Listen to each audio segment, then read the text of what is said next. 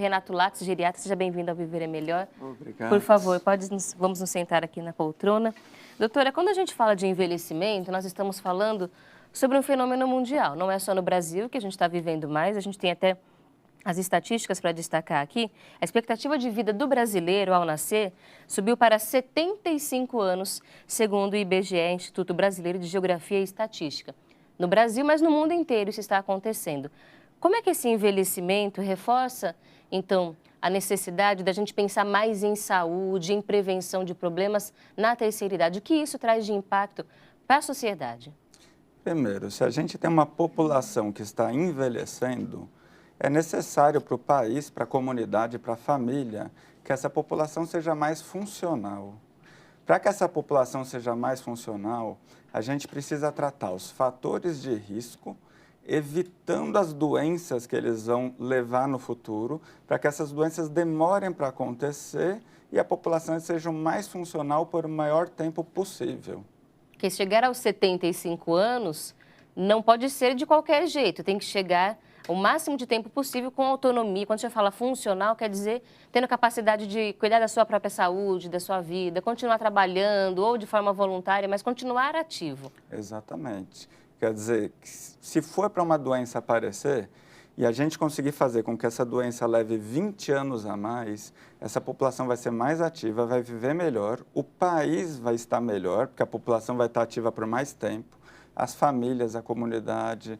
Então, o envelhecimento exige que a população esteja melhor por mais tempo. E a gente vai ver que esse é um problema ou uma solução que só vai aumentar, porque segundo dados recentes da Organização Mundial da Saúde, o número de brasileiros com mais de 60 anos vai dobrar nas próximas décadas. Milhões e milhões de pessoas vivendo com mais de 60 anos. E nós temos que estar preparados para lidar com isso, não é, doutor? Quais são as principais mudanças que o senhor tem percebido que serão necessárias de serem implementadas? A principal de todas é que, para que essa população esteja realmente funcional, para que a comunidade, o país consiga conviver com o envelhecimento, essa população tem que ser ativa. Quando eu falo ativo, a gente pensa que é uma pessoa que faz atividade física. Não, não é só isso. Ativo é ser ativo na política, na economia, na comunidade, na espiritualidade, na questão social.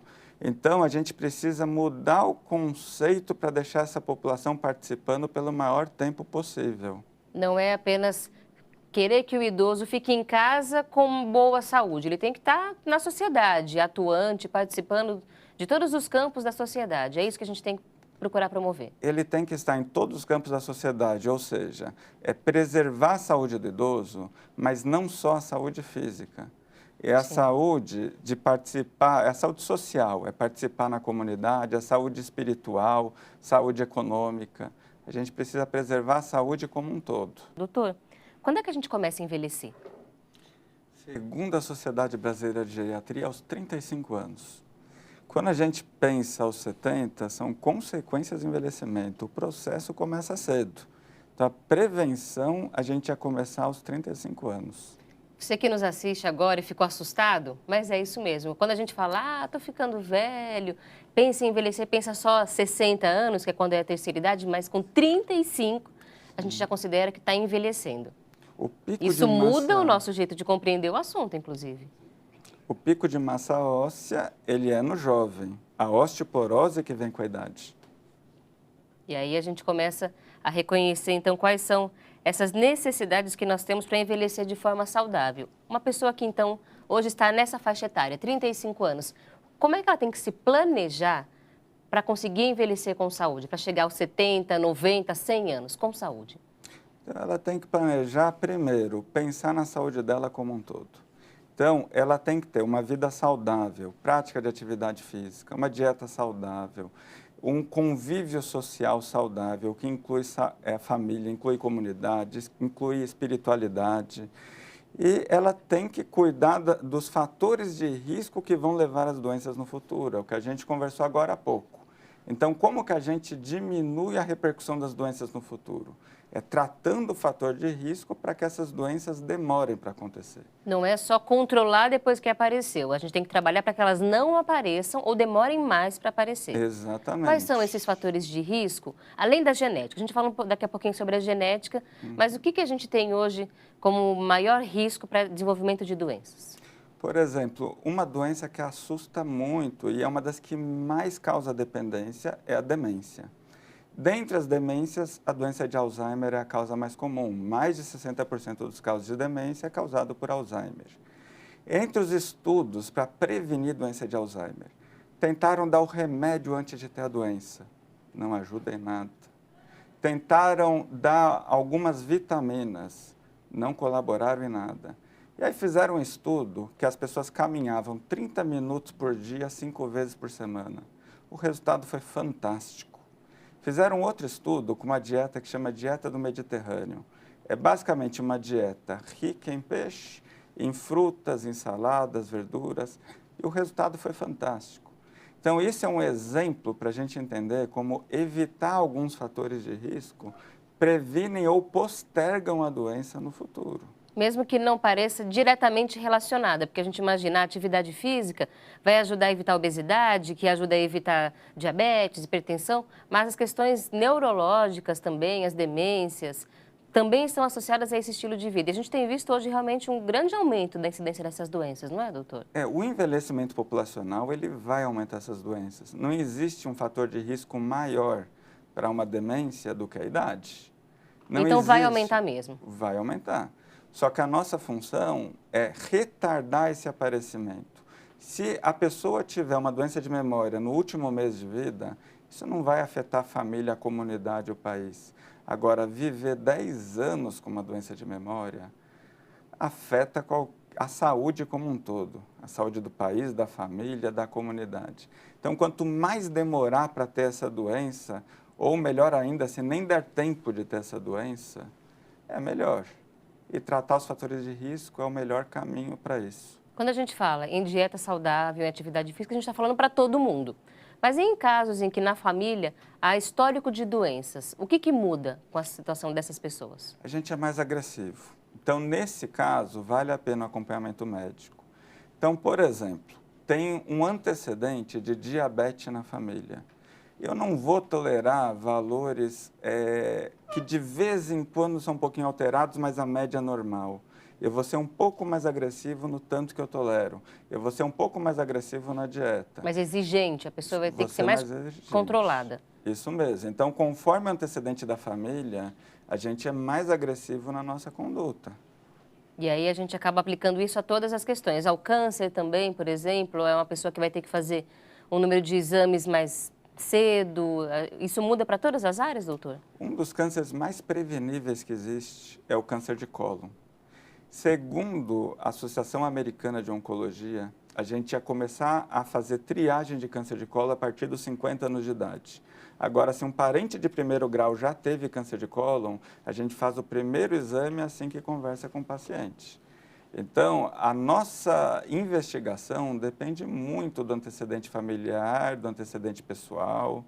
A gente não pode generalizar a saúde como um todo. Na verdade, a gente tem que individualizar. Assim são os melhores resultados. Quando a gente começa a fazer esse planejamento para envelhecer, então, já que todo mundo quer envelhecer com saúde, já tem que procurar um geriatra, porque a gente não está muito habituado, com 35 anos, por exemplo, a pensar em ir ao geriatra. A mulher vai ao ginecologista, o homem vai ao cardiologista, ou urologista, mas ao geriatra não é muito comum.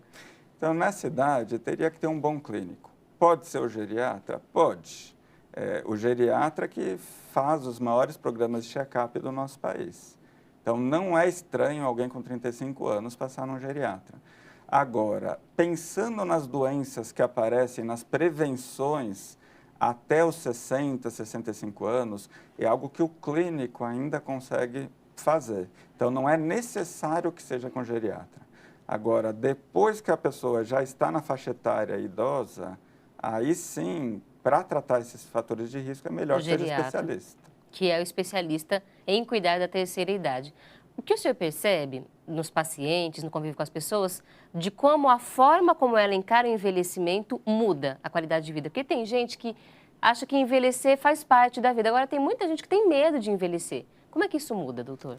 Eu faço um ambulatório na Escola Paulista de Medicina, que a gente atende apenas nonagenários, a partir de 90 anos de idade, ativos. Então, a gente está atendendo aqueles que são saudáveis e independentes. Que chegaram a 90 anos com a Saudáveis. saúde. Um paciente que pulou de paraquedas com 94, então são pacientes ativos.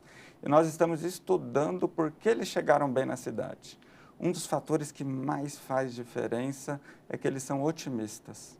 Então, o otimismo aumenta a sobrevida.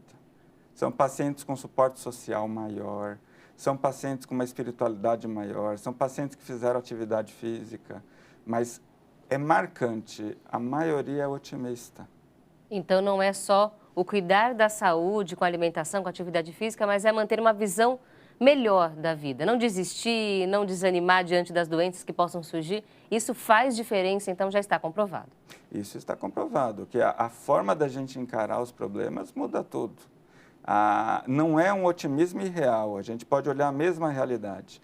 Pode estar chovendo e a gente pensar, justo hoje que eu ia sair. Ou está chovendo e a gente pensar que a nossa cidade precisa. Então, não é mudar a realidade, mas a forma de enxergar faz a gente ter resultados melhores. E esse é um exercício diário que nós temos aqui no programa Viver Melhor. A gente está sempre conversando sobre a nossa postura diante dos problemas. Como é que nós vamos reagir diante de uma doença, diante de um problema, diante de uma nova oportunidade da vida? Isso faz toda a diferença. E a gente lembra também daquela afirmação do criador deste espaço de que jovem é aquele que mantém o seu ideal no bem. Muitas vezes o corpo já está envelhecendo, mas se a pessoa mantém o ideal, mantém a disposição, ela ainda está jovem de coração, jovem na disposição. E o senhor tem percebido isso também, então, na conversa com esses nonagenários que chegam com saúde, essa talvez seria uma prática de política pública também, da gente trabalhar as pessoas para que elas desenvolvam também essa capacidade de reagir melhor diante dos desafios? Acho que a primeira coisa, quando a gente pensa em política pública, a gente pensa que a forma que a gente trata o idoso hoje é o nosso futuro depois, porque nós vamos envelhecer. Então, a gente está tratando a nossa saúde também, a saúde da nossa família. A pergunta de um telespectador, é o Lourenço Trindade, de Salvador, Bahia. Olá, senhor Lourenço, obrigada pela audiência e pela participação. Ele conta que tem 65 anos e nunca fez atividade física. E aí a pergunta que vem, ainda dá tempo para começar, doutor? E de que maneira? Lourenço, eu tenho certeza que vale a pena e ainda dá tempo, sim. A minha paciente mais velha hoje tem 109 anos e caminha. Então, se a gente pensar 109 anos, mais de 40 anos, o benefício de fazer atividade física é enorme. Se ele começar com 65 para viver 100, tem 40, tem bastante tempo ainda, 35 anos de atividade física ainda. E se a gente pensar que os trabalhos que viram benefício para desenvolver demência foram trabalhos com 5 a 10 anos de segmento, que vale a pena começar, eu não tenho dúvidas. Qual que é a melhor forma? A melhor forma é fazer uma avaliação médica antes, para escolher melhor como vai ser feita essa atividade física, qual atividade física ele neste momento pode fazer, mas que dá tempo eu tenho certeza. E aí o médico tem que indicar, porque pode ser que tenha alguma contraindicação, doutor? Tem que levar em consideração já a condição de saúde dele, por exemplo? Exato, tem algumas doenças cardíacas que ele não pode de uma hora para outra fazer uma atividade física intensa. Tem doenças pulmonares que também não. Eu acho que com 65 anos, para iniciar uma atividade física, uma avaliação médica é interessante. Agora, o benefício de começar a fazer atividade física aos 65 é inquestionável. O senhor falou sobre a paciente que tem 109 anos e caminha, então a gente entende que é uma idosa que teve um envelhecimento saudável. Qual que é a diferença desse conceito para o conceito simples de envelhecer? Existe o envelhecimento saudável, existe o envelhecimento ativo. O envelhecimento ativo é no sentido não de atividade física, mas de ser ativo na sociedade como um todo. Então, a gente preconiza que o envelhecimento ativo é uma pessoa que continua tendo a participação no bairro dela, tendo a participação econômica, tendo a participação espiritual, conforme o seu desejo e possibilidade. Agora, envelhecimento saudável é a gente pensar no envelhecimento com saúde. Então, a pessoa consegue envelhecer com uma funcionalidade, uma autonomia que permitam que ele tenha um envelhecimento ativo. Isso é diferente de envelhecer. Envelhecer pode ser o que a gente chama de survivor. É quem teve um AVC, quem teve um derrame, né, o AVC, ficou na cama, mas está sobrevivendo. é completamente diferente. E aí a gente pode dizer, doutor, que talvez não decidir, mas encaminhar para qual situação nós vamos chegar, está nas nossas mãos? A gente é que tem o controle disso, doutor? Nós temos duas coisas que fazem o nosso futuro em termos de saúde. Primeiro é a genética e segundo é o que a gente faz com a nossa vida. A genética a gente ainda não muda. Agora, o que a gente faz, a gente muda. Então, a gente pode escolher não fumar ou tratar o tabagismo para interromper o tabagismo, reduzir a bebida, melhorar os hábitos de vida. Isso está na nossa mão e que isso vai colaborar, eu tenho certeza. Qual é a importância da família no processo de envelhecimento? A família é o convívio social. Então, uma pessoa que não tem gente para conversar, que não tem objetivos na vida, não quer ver o filho ser educado, não quer ver o neto crescer, uma pessoa que não tem com quem conversar em casa, ela não vai ter motivos para se cuidar da mesma forma. Isso aumenta o número de depressão, isso diminui a vontade de se cuidar. Bom, e a gente percebe o quanto é importante investir em todas as áreas da nossa vida para ter um envelhecimento saudável. Doutor Renato, muito obrigada pelas informações que nos trouxe e o convite para que volte sempre ao nosso programa. Eu agradeço.